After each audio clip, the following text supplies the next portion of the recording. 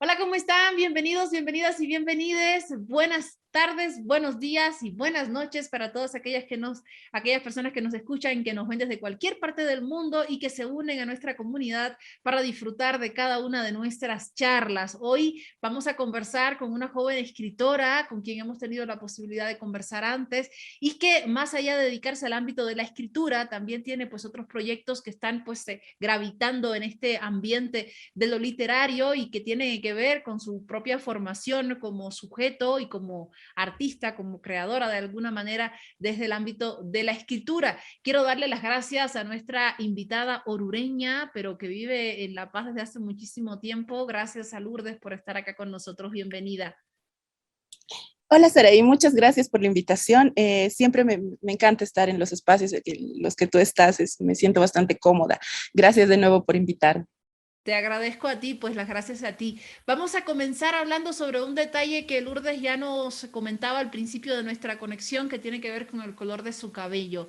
Ya le decía yo, bueno, ¿por qué es importante o por qué tendríamos que preguntarle a Lourdes sobre el color de su cabello y sobre las posibilidades que tiene también de expresarse a través de su cuerpo? ¿Por qué es importante para ella? ¿Es algo primario, secundario?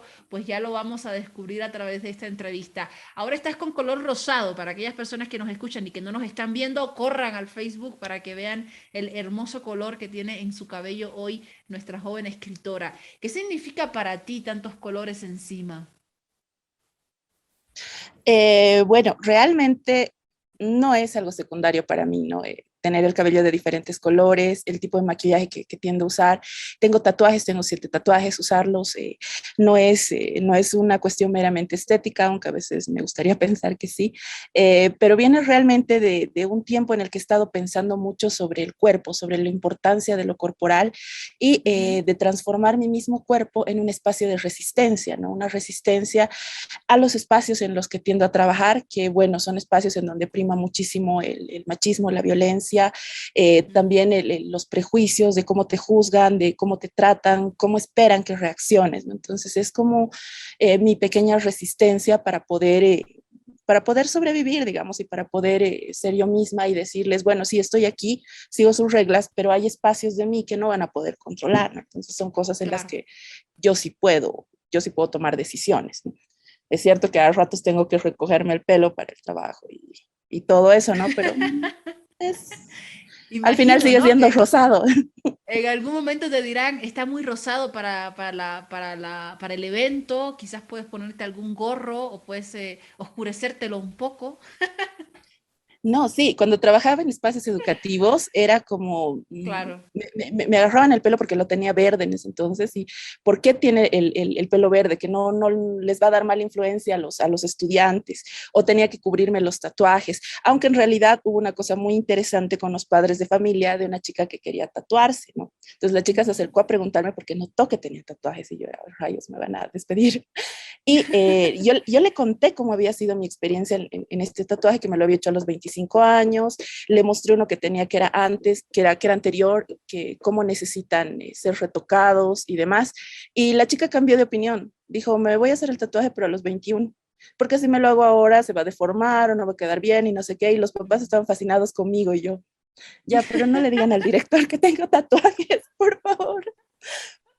el resultado menos esperado finalmente de esa experiencia. Decías que resistes al machismo, a la violencia a la que constantemente tenemos que enfrentarnos las mujeres, pero me gustaría saber si esa posición, ese posicionamiento político lo has adquirido luego de dedicarte o de explorar el mundo en el que vivimos desde el ámbito literario o ha sido una reacción a experiencias a priori, digamos, desde antes de saber o comenzar este camino en el ámbito literario, en el ámbito artístico, que no solamente tiene que ver con la escritura, sino que tiene que ver con todo un proceso de pensamiento y de reflexión sobre lo que vas a escribir y sobre tu contexto. Bueno, realmente creo que el tema de la violencia, del machismo y demás es algo que la mayoría de las mujeres tenemos con lo que tenemos que lidiar desde siempre, ¿no? Desde ámbitos educativos y demás. Sin embargo, es cierto que creo que yo estaba como muy acostumbrada y había naturalizado mucho el tipo de violencia en el que vivía, sobre todo la violencia psicológica, ¿no? Y en espacios Uh -huh. laborales en donde te dicen, no eres dura, o no sirves para esto, no eres profesional. Si lloras, por ejemplo, es Claro. que no eres profesional. Entonces tienes que aprender a tragarte las emociones y a golpear las paredes en tu casa, ¿no? Pero no mostrar ni una sola emoción en el trabajo. Yo había naturalizado muchísimo esto, sin embargo, y ha pasado algo bastante interesante después de que yo hice el viaje de la residencia, ¿no? Porque tuve Cuando nos una residencia conocimos en para terminar 2019, ¿no? la escritura de la novela y yo me enfrenté a una sociedad totalmente distinta, una sociedad que si bien todavía tenía rastros de machismo y había bastante violencia, no se comparaba a la violencia con la que yo vivía. Ujú. Entonces regresé y terminé mi relación.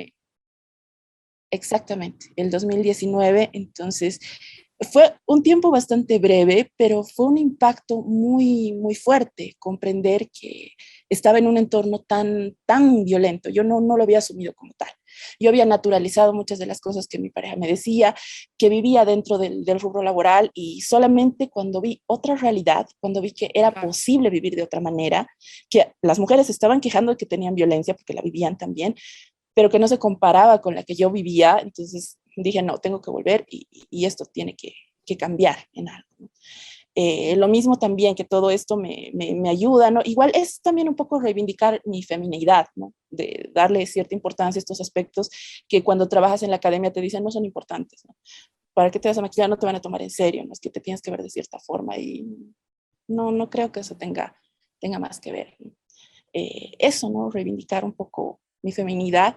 Y también, bueno, yo soy sobreviviente de violencia sexual, varias veces ya, pero tiene que ver con la misma línea de no me pueden quitar esto, ¿no? Esto más, no. Ya hicieron otras Claro. cosas, pero yo puedo sobrevivir y puedo disfrutar la vida y puedo verme como a mí me dé la gana y me puede gustar. Y no está mal si me pinto el pelo rosa o lo tengo de 7 colores o uso labial rojo o uso minifalda, digamos. Entonces va por Mm. ahí. Claro. ¿Cuánto de toda esta experiencia que nos estás contando que has vivido ha influenciado en tus propuestas literarias?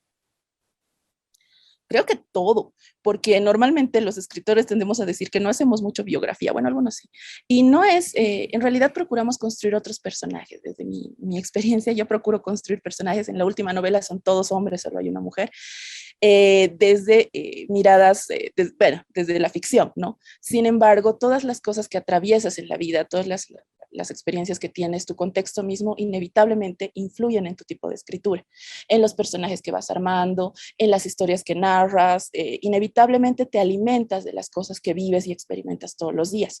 A veces de primera mano, pero no siempre. A veces por historias que te cuentan tus amigos o por historias en las que sin querer te ves atrapada o por las mismas cosas que lees, ¿no? Que lees en las noticias o que ves en televisión. Entonces, todas estas cosas van alimentándote y permiten que tú vayas desarrollando personajes, ¿no?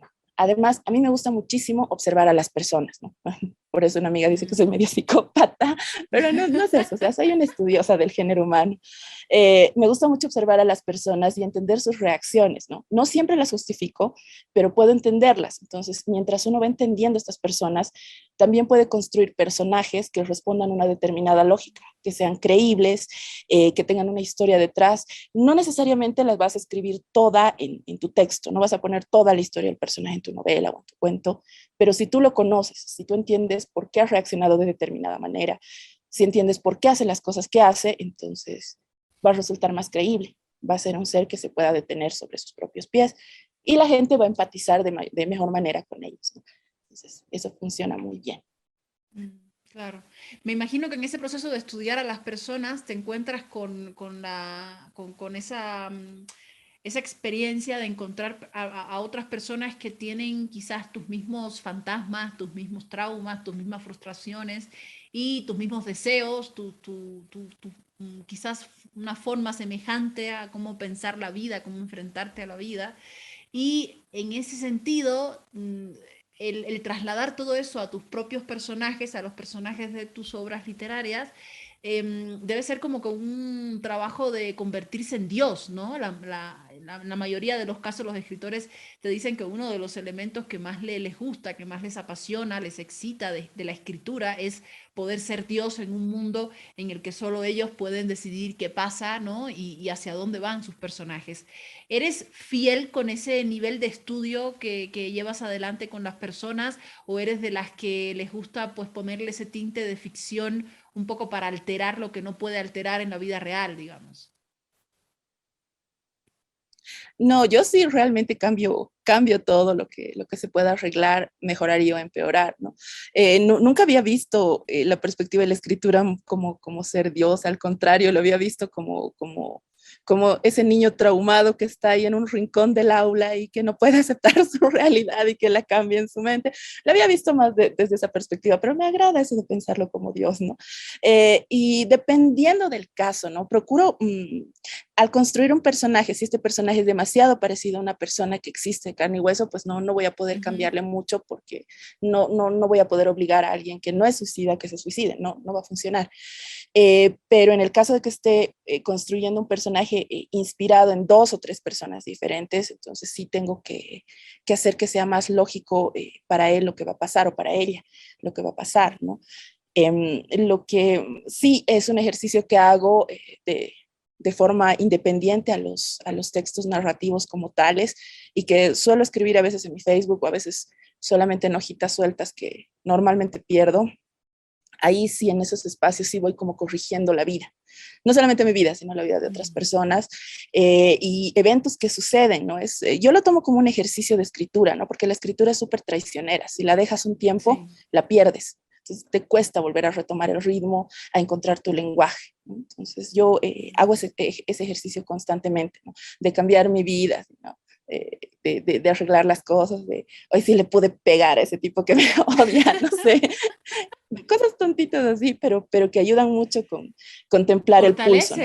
Fortalece mucho al ser humano. Yo cuando era pequeña tenía una experiencia muy parecida a la que estás comentando y me gusta mucho hablar de ella porque era una experiencia que tenía de manera inconsciente, ¿no? Yo tenía, no sé, ciertos problemas con mis compañeros de aula, había uno que no me quería prestar su lápiz o otro que me dijo fea, o no sé, cualquiera de las experiencias que uno tiene cuando es niño, cuando está en etapa de primaria, y llegaba a mi casa, yo tenía un juego en el que yo me convertía en la profesora del aula y tenía como cuadritos, que eran las losas del piso, ¿no? Que eran como cuadrados, entonces cada cuadrado era uno de mis compañeros del aula, entonces yo en la posición de la maestra le reñía o le hacía hacer más tarea a ese alumno imaginario que en realidad era la persona con la que me había peleado en mi colegio. Entonces era una manera de desahogar todo ese proceso de frustración que no podía hacer en el colegio y sí lo hacía en mi casa. Y lo que me cuentas, siento que es muy lindo porque puede ir también por ese camino, ¿no? Esa posibilidad que uno tiene de arreglar o de proponer otras formas de enfrentarse a la vida desde el ámbito más personal, más privado, pero que al mismo tiempo se convierte en un espacio público cuando finalmente decides compartir tu escritura. Y en esa medida me gustaría consultarte desde tu punto de vista, de manera muy autocrítica, ¿qué crees tú que puede encontrar un lector que no pertenezca al contexto boliviano, que no conozca de alguna manera cómo se mueven, por ejemplo, las cárceles u otros espacios que reflejes en relación con Bolivia y que pertenezca a otro contexto, un contexto internacional? ¿Qué puede encontrar este lector dentro de tu propuesta literaria? Bueno, mi última novela, Cuando vi la sangre, creo que es la más boliviana, porque tiene como muchos más elementos que son muy propios de Bolivia, ¿no? Esto de las Uh -huh. cárceles, las ñatitas, toda la religión andina, todo el sistema de creencias, el mismo funcionamiento de las autoridades, de la ley de hacer los trámites, que eso sí son muy próximos a Bolivia, ¿no? Sin embargo, algo que también he trabajado desde el principio y que creo que se puede encontrar en mis textos, es todo eso que tiene que ver también con lo que mencionabas, ¿no? Con esa suerte de catarsis a partir de la escritura, porque realmente hay muchos de los problemas y conflictos a los que se enfrentan los personajes, que son problemas a los que nos enfrentamos como seres humanos, ¿no? El lidiar con la muerte de alguien que amamos, el lidiar con un espacio del que queremos salir. No necesitamos estar en la cárcel para sentirnos atrapados, ¿no? No necesitamos que maten a alguien para saber que tenemos que salir, que provocar, que generar un cambio, que hacer algo, ¿no?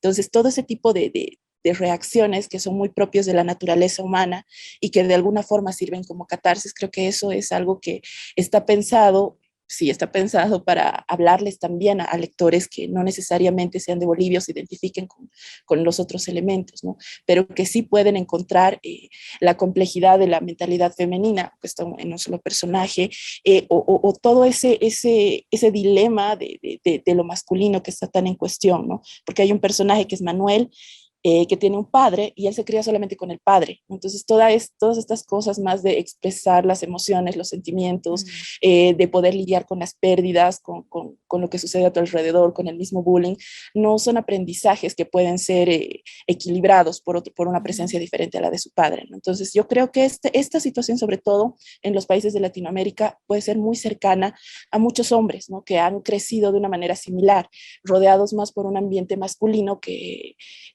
les ha cercenado desde el principio la posibilidad de manifestar sus sentimientos y emociones, ¿no? Y ahora, ¿qué hago cuando se me muere alguien? ¿Cómo lloro si nunca he aprendido a hacerlo, ¿no? O cómo proceso estas emociones si nadie nunca me dijo cómo tenía que hacerlas y nunca he visto tampoco, ¿no?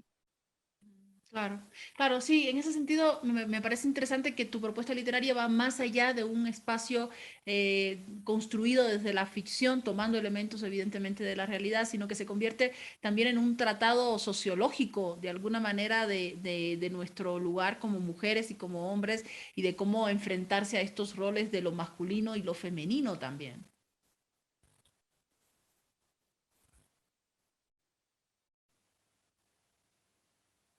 Sí, sí, justamente es eso, ¿no? Porque es algo que había notado que está presente en algunos textos de ficción, pero más como pequeños guiños, ¿no? O sea, el tema Ujú. sociológico, es otra de las cosas que me apasiona mucho, ¿no? Leer sobre sociología, sobre algo de sociología, algo de historia, más sociología, ¿no? Pero por otro lado, sí había visto esto de la naturaleza humana que se manifiesta en textos de ficción, ¿no? Hay un cuento, por ejemplo, que se llama Corazones Solitarios, que es de Rubén Fonseca, que a mí me parece que es una maravilla porque realmente te muestra el conflicto masculino que no logra sacar ciertas cosas a menos que se imagine que está dialogando con una mujer, aún sabiendo que no Claro. es una mujer, pues solamente lo hace de esa manera. Entonces, era una de las cosas que leí hace unos años y que me hacía pensar justamente en eso, ¿no? Qué complicados para los hombres, ¿no? Y también viendo a varios de mis amigos que, bueno, después del 2019 ya los vi con otros ojos, ¿no? Ya los entendí de una manera diferente y era, por eso eres así de Con desgraciado. razón. Ya. No se los decía tan así, ¿no? Pero ya comprendí algunas cosas, ¿no? No los justificaba, pero comprendía algunas cosas y Mm. sus pedidos de ayuda, ¿no? Y en ese sentido sí he procurado, creo yo, hacer un acercamiento mucho más próximo a la humanidad, ¿no? Y no solamente quedarme con la parte de ficción, porque tiene que haber algo que soporte la ficción, porque si no hay algo que lo soporte, y esto puede ser también el lenguaje, pueden ser juegos, pueden ser otras cosas, pero tiene que tener un soporte, porque si no hay algo que la soporte, puede sencillamente no funcionar, ¿no? Entonces, hay muchos textos que son bien bonitos y todo eso, pero no aguantan ni una segunda lectura, a veces ni la primera, ¿no? No los terminas, y es como, ok, ya, y ahí te quedas, ¿no? Claro, Entonces, claro.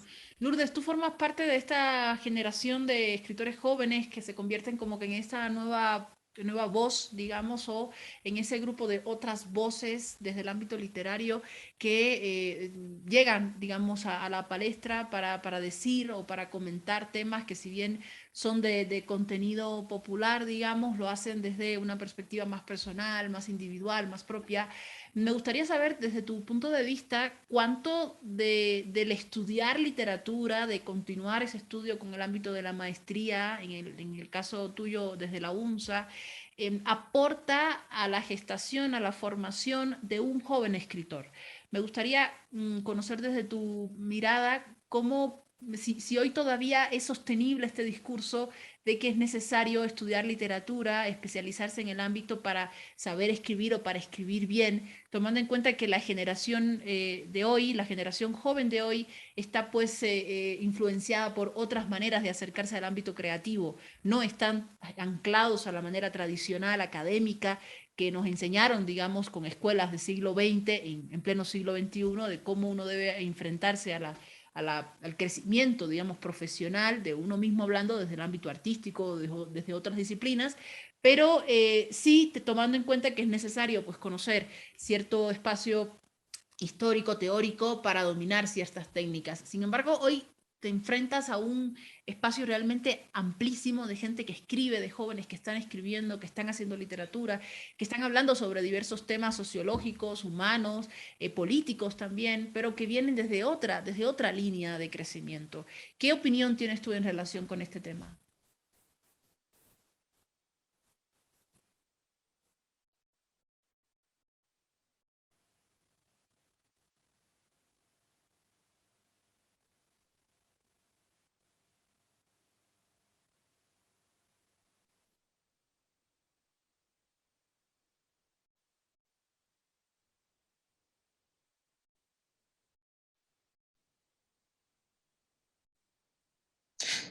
A ver, bueno, justo estaba charlando del mismo tema hace unos días con un amigo historiador, raro, pero em, y yo creo que no tiene absolutamente nada que ver el estudiar literatura con ser un escritor, ¿no? Porque desde que entré a la carrera, que fue hace como 20 años, nos decían desde el primer día, han entrado aquí para aprender a escribir, sí, se equivocaron de carrera, váyanse nomás. Aquí van a aprender a leer y a hacer un trabajo académico, ¿no? Y es básicamente la orientación que ha tenido la carrera, ¿no? Y más desde que se impuso el nuevo pensum, que se orienta muchísimo hacia la investigación y no trabaja casi nada el tema de escritura, ¿no? Las materias de escritura creativa que hace con el anterior pensum, hace 15 años, digamos, 20, eran un poquito más fuertes, ahora están como que relegadas a un segundo plano, lo que no está mal, ¿no? Porque me imagino que se ha visto que hace más falta potenciar el tema de la investigación y de la teoría y la crítica. Maravilloso, ¿no? Sin embargo, yo tuve la suerte de estar todavía en una generación que se centraba mucho en la escritura y si bien la carrera oficialmente no daba tanto este espacio, los docentes eran una maravilla. O sea, mi profesor fue Adolfo Cárdenas, Rubén Vargas, un lujo de profesores, era una maravilla porque además se metían en tus proyectos, ¿no? Hasta Juan Carlos Ramiro Quiroga fue mi docente un par de meses, pero Rubén era un fanático del género negro, yo amaba el género negro y me pasaba libros, no me decía, lee esto, y no solo a mí, a todos los estudiantes, ¿no? Entonces les daba cosas que les interesaba. Hablar con Adolfo Cárdenas también siempre es una delicia, y cuando era mi profesor yo le preguntaba y me decía, no, es que tienes que hacer esto, no, pero no, no, niña, no hagas esto. Así. Entonces era como una retroalimentación maravillosa, ¿no? En ese sentido sí me ayudó muchísimo y creo que a varios de mis compañeros, porque buena parte de los que hemos salido con esa generación, seguimos escribiendo de una u otra manera. Está el Sebastián Antesana, el Mauricio Murillo, cuando crezcas quiero ser como ellos. No, pero, pero ellos también han pasado por esa generación, ¿no? Hasta el Willy Camacho, ¿no? Estaba ahí, y Daniela Rengel, sus poemas son una belleza, o Montserrat Fernández, y qué hermosos poemas tiene, ¿no? Pero ya eso se ha perdido un poco más en la carrera, ¿no? Lo que sí yo les decía a mis estudiantes cuando teníamos que leer textos muy duros de crítica, de teoría, les decía, tienen oro en polvo los que quieren ser escritores, porque leyendo crítica es que uno identifica las formas en las que otros narradores han ido resolviendo sus conflictos a la hora de contar algo. Entonces, lees al crítico que dice, no, es que no usa bien el lenguaje, o que no, que los saltos de tiempo no están así, y te vas a la fuente, lees al autor y dices, ah, cierto, yo puedo usar esto para mis propios escritos y para trabajarlo de otra manera. Entonces es una escuela interesante, pero que exige mucho de ti mismo, ¿no? Tienes que potenciar mucho el autoaprendizaje, ser en cierta medida autodidacta, ¿no?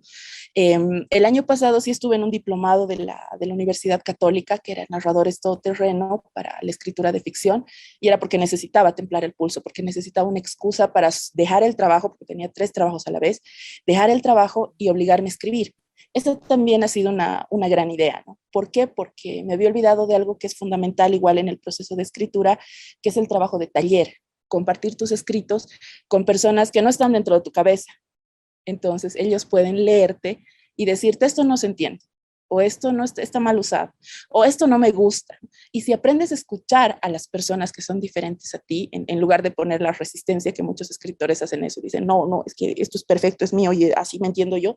Si aprendes a abrirte y escuchar, dices, ah, cierto, puede ser que esto no tenga sentido, o cierto, claro, esto no me lo va a creer nadie, o cierto, ¿no? Entonces ya aprendes a escuchar, ¿no? Entonces el trabajo de taller también funciona muchísimo y bueno, lo otro es autoaprendizaje, ¿no? Aprender y aprender a leer y descubrir de las cosas en las cosas que estás leyendo herramientas que te pueden servir para potenciar tu propia escritura. Claro, sí, tienes mucha razón en lo que dices en relación con la lectura de la crítica para tener una idea, quizás desde la perspectiva un poco más formada de cuáles son aquellas técnicas en las que puedes trabajar para lograr una escritura un poco más trabajada, un poco más fina. Sin embargo, luego de todo ese proceso de estudio, de exigencia propia, de consejos de profesores, de escritores, de colegas, uno se enfrenta al siguiente paso que tiene que ver con encontrar una editorial o una casa editorial, si quieres ir por ese camino y no por el camino alternativo de las editoriales cartoneras y todo ello, que apueste por tu trabajo y que lance un poco tu nombre, lance tu trabajo y pueda pues multiplicar las posibilidades de que el público pueda llegar a tu trabajo. ¿Cómo ha sido tu experiencia en ese sentido? 3600 ha sido una editorial que ha apostado por tu trabajo, por tu propuesta. Sin embargo, me ha pasado que en charlas con directores editoriales en Bolivia nos dicen, bueno, hasta ahora no hemos publicado nada más de Bolivia porque no hemos encontrado voces nuevas y a mí por lo menos se me queda en la mente esa idea de voces nuevas, voces nuevas. ¿Qué significa para una editorial que alguien constituye una voz nueva en el ámbito literario? Tiene que ver con su calidad de escritura y al mismo tiempo poner en crisis qué significa calidad de escritura, tiene que ver con su edad, tiene que ver con el lugar de donde viene, que es más atractivo que venga del alto o que venga desde alguna zona periférica o que venga desde una comunidad indígena para lanzarlo sobre la base de esa caricatura, digamos, en cierta medida. ¿Cómo te ha ido a ti en ese sentido? Uy, bueno, para mí ha sido algo bien complicado porque antes de 3600, que justo cuando quería lanzar mi primera novela, más bien nunca se publicó, es horrible. La que se publicó era la segunda o la tercera. eh, Todavía no existía 3600, ¿no? Entonces estaba en el proceso de transición entre Gente Común y 3600 y yo intenté, conversando con otras editoriales, intenté mandar mis manuscritos y no, pues la respuesta fue así, te lo agradezco, pero no, vuélvete dentro de 2 años, digamos, ¿no? Y había que intentar, ¿no? Había que intentar en muchos lugares y lo que me Claro. habían dicho es que tienes que presentarte a premios. O sea, en el momento en el que ganes un premio, te van a hacer más caso, ¿no? Y yo ya para entonces tenía un Mm, par de menciones, era finalista en el Franz Tamayo un par de veces, pero aún así era complicado, ¿no? Y además, te cuento que todavía, bueno, ya en los últimos años quizás no tanto, pero cuando intenté hacer mis primeras publicaciones, era como más difícil que se publicaran novelas de mujeres, ¿no? Porque realmente ya. no había un muy buen mercado para esto, ¿no? Entonces era solamente la opción hacerlo por tu cuenta, ¿no? Y bueno, ahora yo siento que es un poquito más abierto el tema, pero es verdad que es complicada la distancia entre las nuevas voces y las editoriales, ¿no? Yo soy muy feliz con 3600 porque sí están como que más abiertos a recibir proyectos hasta bien locos, ¿no? Me ha tocado Ujú. ver los textos de gente que conozco, de amigos que se han publicado y que son una maravilla, ¿no? Una belleza, pero es verdad que es como complicado también abrirle el espacio a personas que son desconocidas, ¿no? Y que provienen de diferentes ámbitos. Hay editoriales que sí apuestan por esa suerte de exotismo, y no lo digo de mala manera, porque si Mm, sirve para vender o para que te lean en todo caso, que es más importante, mm. yo creo que funciona, ¿no? En cierto punto es lo que hicieron los cartoneros al principio, ¿no? Porque las tapas de los libros estaban hechas por los chicos que eran los lustrabotas o que trabajaban recogiendo basura, algo así, no estoy tan segura, pero creo que están apostando también por eso, ¿no? Hay editoriales que sí están buscando trabajar con este exotismo, que como te digo, no me parece mal y no me parece que esté usado de mala manera.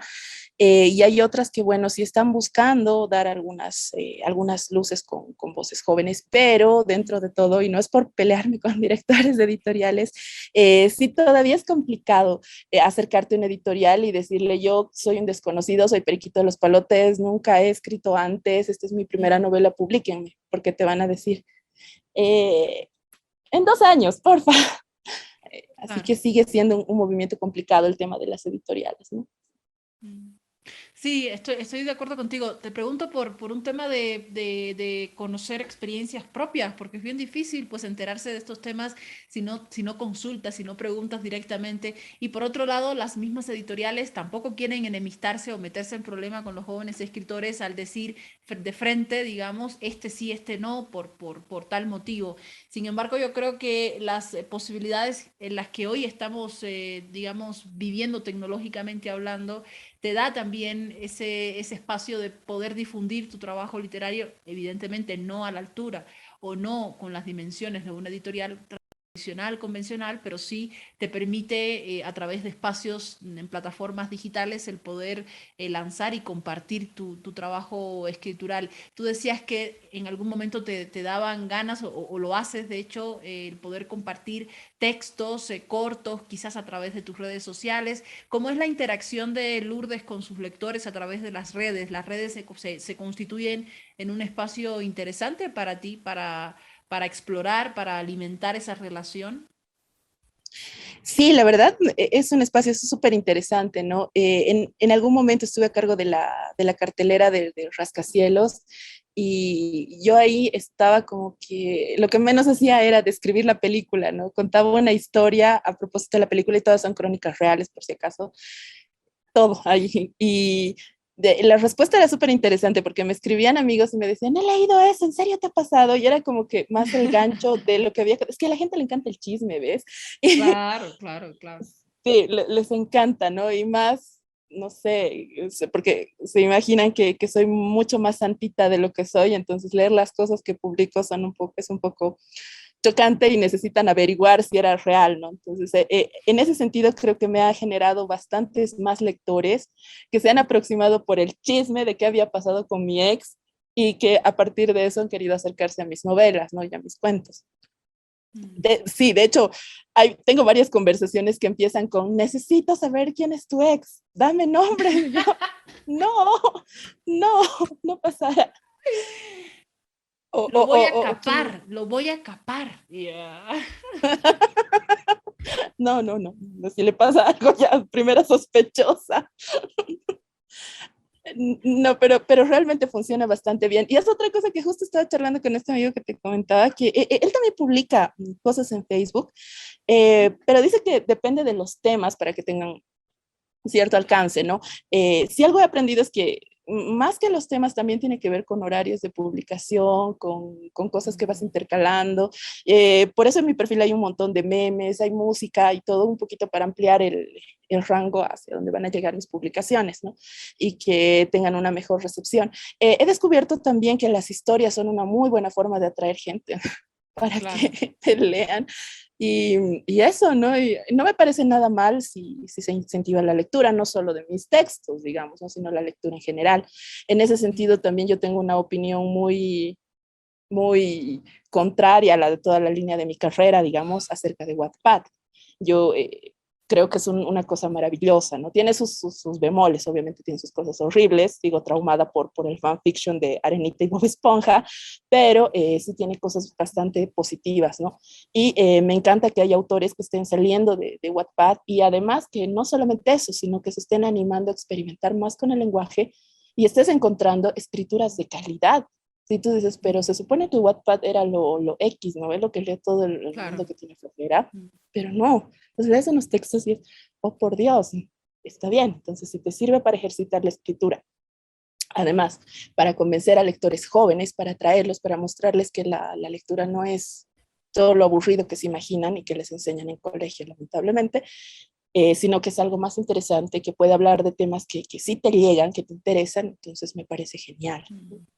No sé si es esa aplicación de la que me estás hablando ahorita, no tengo claro el nombre, pero sí tengo claro que mi hermana, que tiene 16 años, tiene su supernovela que se llama Desconocido en una de estas plataformas. No tengo claro si es WhatsApp, no quiero asegurarlo precisamente por lo que voy a decir a continuación.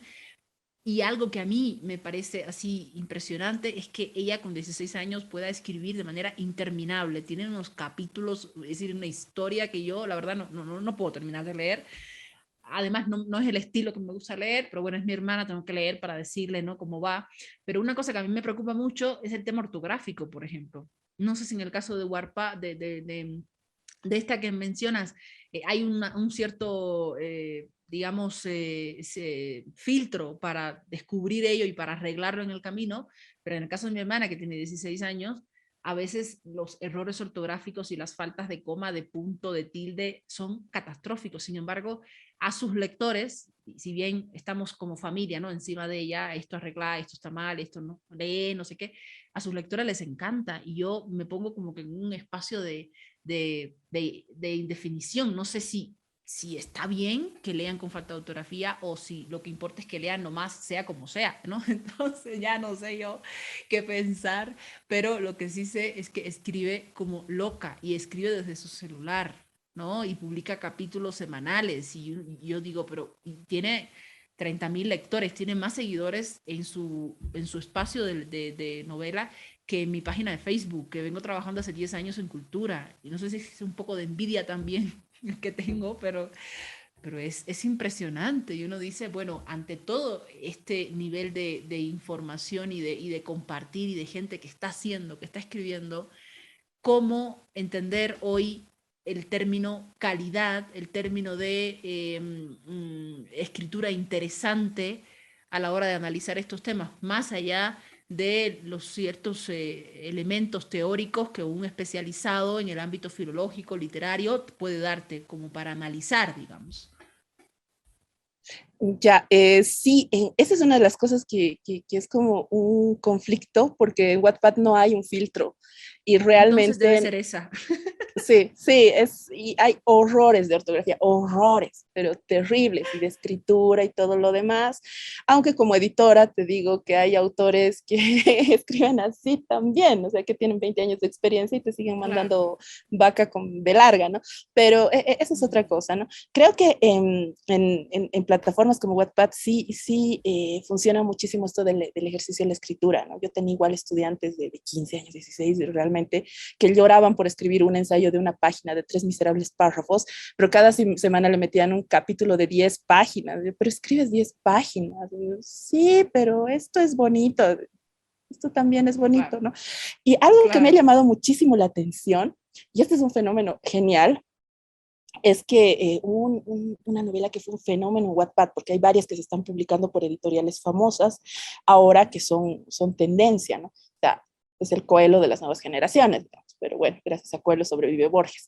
Y algo que me gustó muchísimo, pero esto me encantó, es que salió la novela esta que era famosa, no le han hecho un buen trabajo de edición, entonces ha salido con todos los mismos errores espantosos que tenía en la aplicación, pero los lectores se han ofendido. Entonces, ha empezado a haber una serie de críticas y hay un par de videos en donde se quejan de la novela, ¿no? Pero ya la habías leído antes y estaba así. Sí, pero ahora que tienes el ejemplar físico, que ya lo tienes con tapita, Claro, quieres que tenga un trabajo de edición, ya quieres que tenga. claro. Entonces, a mí me pareció sorprendente que escritores que lectores, perdón, a los que estábamos subestimando, o sea, sí sepan lo que es esto de calidad, ¿no? O sea, sí lo exijan en un ambiente en el que ya tienen que pagar por ello, ¿no? Obviamente no Claro. ha sido el grueso de la población, pero sí ha sido una buena parte, ¿no? Entonces, en ese sentido, me parece, yo tenía una opinión muy negativa respecto a Wattpad, pero me parece que pueden salir cosas interesantes de ahí. Y de hecho, no sería Bueno, mal momento, señores de Wattpad, para contratar el trabajo de editores, ¿no? Para las novelas que tienen más les puedo seguidores, mandar ¿no? mi currículum sin ningún problema. Eh, por supuesto. Y de hecho hay que buscar formar también editores, porque no hay muchos editores, no hay muchos editores capaces. O sea, sí hay muchísimos que tienen buena ortografía y que se meten a Ujú. hacer edición, lo que no está mal, pero desconocen el tema de gramática, una buena lectura, evitar las contradicciones en el texto. Entonces, esa es otra cosa que yo quisiera hacer, está así como que entre mis proyectos Mm, principales, abrir espacios para la formación de editores, porque mientras sí, es haya más necesario. y especializados, será una maravilla. Sin duda, sin duda. Querida Lourdes, te agradezco un montón estos minutos de charla.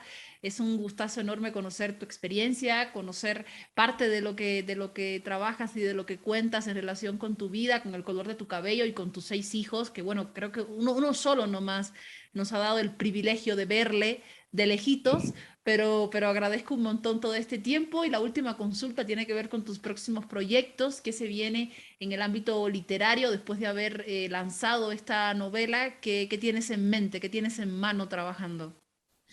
Estoy preparando una antología de cuentos que había escrito. Los estoy reescribiendo algunos de los que tenía listos y estoy preparando unos nuevos. Entonces estoy básicamente metida en la elaboración de un nuevo libro de cuentos. No sé si logré terminarlo este año porque hashtag workaholica y además tengo 20.000 otros proyectos. Como te decía, me gustaría abrir espacios de formación de edición. Ya he estado conversando con algunos lugares para poder hacerlo de manera independiente porque lamentablemente en la facultad, en la universidad es un tema bastante burocrático Sí. y yo creo que de todas maneras, como ya estoy como desvinculada de literatura y mi trabajo está dentro del espacio facultativo, si literatura se anima, creo que optarían por otra persona, ¿no? Pero me parece maravilloso mientras se lleve adelante. Y eso básicamente es un libro de cuentos que se aproxima. Tengo una novela inconclusa también, pero esa no tengo la piel para terminar porque es justo sobre violencia sexual, entonces no, necesito darle un Mm. par de años para poder trabajarla bien, sin que resulte Genial. un Bueno, pues desastre. cuando esté lista, cuando estén listos los materiales, aquí estaremos felices esperándote para leerte. Te agradezco un montón y te mando un abrazo a la distancia. Gracias a ti, otro para ti. Bye. Genial. Bueno, pues ya saben, el trabajo de Lourdes Reinaga está ahí, está al alcance de las personas que quieran conocerlo de cerca y por supuesto pueden comunicarse con ella en caso de que quieran específicamente algunos de los textos, en que quieran comentarle, que quieran compartirle, si tienen algún proyecto en relación con la edición, pues feliz, ella va a estar ahí para poder llevarlo adelante y como siempre les pedimos a todos nuestros suscriptores, recuerden seguirnos, compartir nuestro contenido, suscribirse a nuestros medios de comunicación en YouTube, seguirnos en nuestra página de Facebook, en Twitter, en Instagram. Es la mayor y la mejor ayuda que nos pueden dar para seguir con este proyecto autosostenible y por supuesto con el objetivo de seguir conociendo de cerca el movimiento cultural en nuestro país y fuera de él. Estaremos conversando sobre arte y cultura en nuestra próxima entrevista.